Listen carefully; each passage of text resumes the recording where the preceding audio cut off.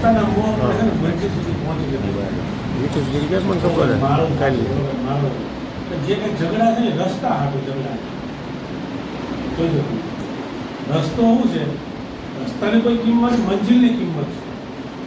મંજિલે પહોંચવું એ મહત્વનું છે.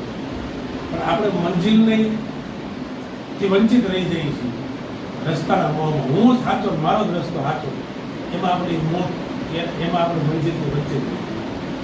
પછી ટોચ ઉપર ચડીએ છીએ ને ત્યારે બધાને અફસોસ થાય છે, ઓહો આપણે તો ખરેખર તો આ જ જગ્યાએ બધે આવવાનું. દેવી દેવતાઓને દરેક અલગ અલગ સ્વરૂપમાં આપણે માનીએ છીએ તો સમર્પણનો ભાવ આપણે ઉત્પન્ન થાય એટલે દરેક પોતાના કુળદેવીને માને. બાકી તમે કોઈ પણ આ ઈશ્વર, આ ભગવાન, જેને અલ્લાહ, ઈશ્વર, જેને માનતા હોય, ગોડને માનતા હોય, કણ કણમાં અને ક્ષણ ક્ષણમાં હોય છે. એમથી મુક્તિ એક ઇંચ ભાગ જગ્યા પણ નથી. તમે જે સ્વરૂપે માનો એ સ્વરૂપે તમને દર્શન આપે.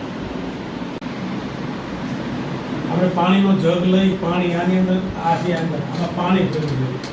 એ જ પાણીને તમે માટી, બીજો માટી લો, એટલે બેને મિક્સ કરો એટલે ગાળો થાય, ગાળાની માટી આપણે એમાંથી તમે એક મૂર્તિ બનાવો, કૃષ્ણ ભગવાનની બનાવો. તમે એમ કે કોણ? તમે એમ કે કૃષ્ણ ભગવાન.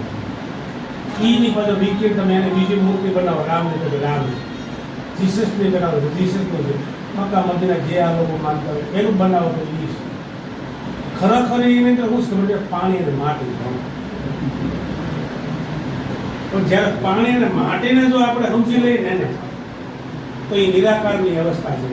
પણ આપણે આકારને માનીએ, આપણે આકારે ઊભા રહી ગયા. ખરેખર યાત્રા આકારથી નિરાકાર તરફની. વિશ્વને શૂન્ય છે એટલે શૂન્ય સુધી પહોંચવાની આપણે એવી હોય.